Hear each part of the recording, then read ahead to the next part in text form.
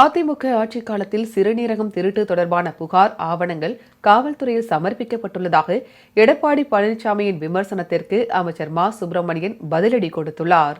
சென்னை எழும்பூரில் அமைந்துள்ள தாய் சேய் நல மருத்துவமனையில் மருத்துவம் மற்றும் மக்கள் நல்வாழ்வுத்துறை அமைச்சர் மா சுப்பிரமணியன் கட்டிட பணிகள் தொடர்பாக ஆய்வு மேற்கொண்டார்.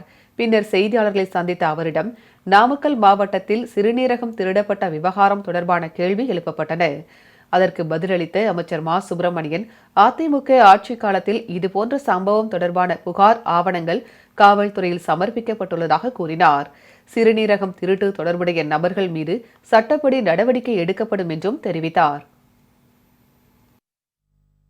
2019 அதே நாமக்கல் மாவட்டத்தில் அதே பகுதியில் இந்த மாதிரியான நிகழ்வு நடைபெற்று அன்றைக்கி இருந்த காவல்துறையின் அதிகாரிகள் எஃப்ஐஆர் போட்டு மக்கள் நல்வாழ்வுத்துறைக்கு தகவல் அனுப்பி நடவடிக்கை எடுக்கணும்னு சொல்கிறாங்க.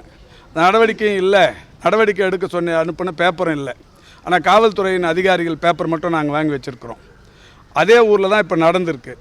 இப்போ உடனடியாக இந்த அரசு, குறிப்பாக மாண்புமிகு தமிழ்நாட்டின் முதலமைச்சர்கள் விரைந்து நடவடிக்கை எடுத்து அந்த ஒரு கல்லூரி மருத்துவமனை, திருச்சியில் இருக்கிற இன்னொரு மருத்துவமனை, அந்த ஆர்கன் ஹார்வெஸ்ட் லைசன்ஸை கேன்சல் பண்ணி டிரான்ஸ்பிளான்ட் பண்ணுறதுக்கான உரிமத்தையும் ரத்து பண்ணியிருக்கு. இது பிலிமினரி ரிப்போர்ட்டில் கிடச்ச விசாரணை ரிப்போர்ட்டை வச்சு இன்னும் முழுமையான ரிப்போர்ட்டுங்கிறது இன்னொரு 4-5 நாளில் வந்துடும். அது வந்ததுக்கப்புறம் இதில் யாரெல்லாம் சம்மந்தப்பட்டிருக்காங்களோ அத்தனை பேர்லையும் நடவடிக்கை எடுக்கும்.